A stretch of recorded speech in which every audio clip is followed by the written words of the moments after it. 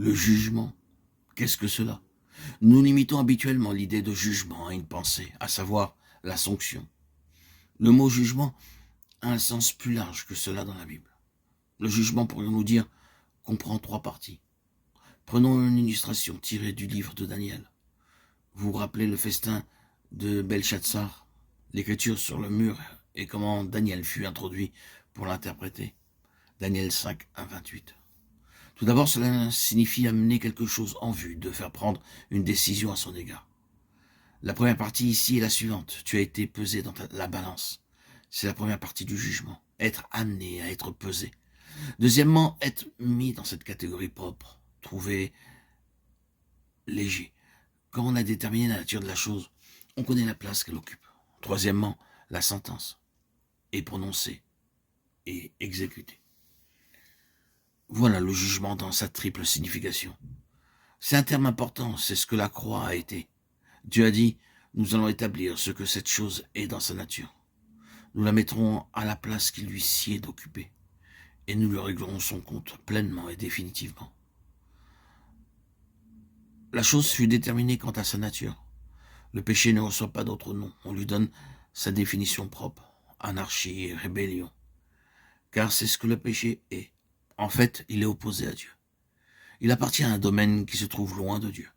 Le désert, la désolation, le lieu du bouc émissaire, le lieu de la créature chassée de la présence même de Dieu, vers l'endroit qui lui sied. Lorsqu'il porta nos péchés, lorsqu'il fut fait péché pour nous, lorsque dans ce moment affreux, il devint malédiction pour nous, il fut mis à l'endroit auquel nous appartenons, vous et moi. La chose fut établie quant à sa nature, et la créature chassée de la présence de Dieu. La porte fut fermée, et la face de Dieu se détourna à jamais d'elle. Le jugement a été mis à exécution.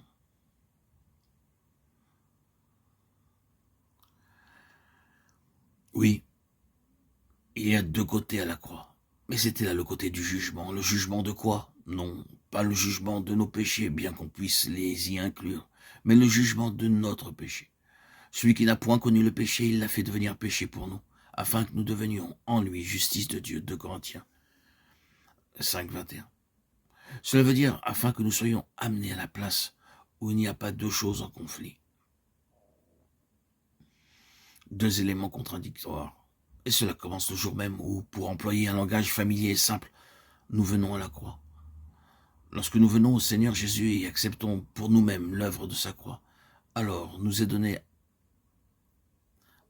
est introduite en nous cette vie transparente, pure, sainte et juste du Seigneur Jésus.